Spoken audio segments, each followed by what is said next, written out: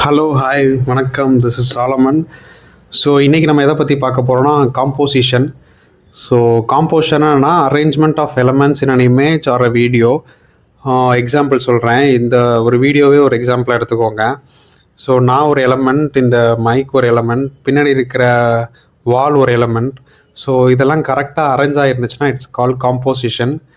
So composition ஏன் bro ஒரு video எடிட்டருக்கு இம்பார்ட்டன்ட், வீடியோ எடிட்டிங்க்கும் அதுக்கும் என்ன சம்மந்தம் அப்படின்னு கேட்டிங்கன்னா, ஸோ ஒரு வீடியோ எடிட்டர்னால ஒரு இமேஜில் இருக்க ஒரு இமேஜ்லேயோ ஒரு வீடியோலேயோ இருக்க ஆங்கிளையோ பொசிஷனையோ வந்து ரீகம்போஸ் பண்ண முடியும். ஃபார் எக்ஸாம்பிள், நான் வீடியோவை தெரியாமல் வந்து இப்படி ஓரத்துலேருந்து தப்பாக எடுக்க ஆரம்பிச்சிட்டேன், ஃபுல்லாக எடுத்து முடிச்சிட்டேன் அப்படின்னா, அதை வீடியோ எடிட்டர்கிட்ட கொடுக்கும்போது வீடியோ எடிட்டர் வந்து அந்த எலமெண்ட்டை வந்து கரெக்டான பொசிஷனுக்கு கொண்டு வந்து ரீகம்போஸ் பண்ணுவார். So composition is very important.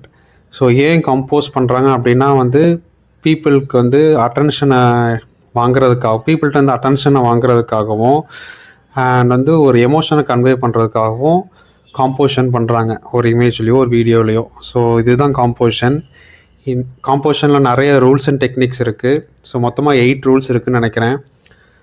So நாளைக்கு ரூல்ஸ் பற்றி பார்க்கலாம், ரூல்ஸ் அண்ட் டெக்னிக்ஸ் பற்றி பார்க்கலாம். ஸோ இன்றைக்கி நீங்கள் காம்போசிஷன் பற்றி தெரிஞ்சுக்கிட்டிங்கன்னா இட்ஸ் குடோஸ்.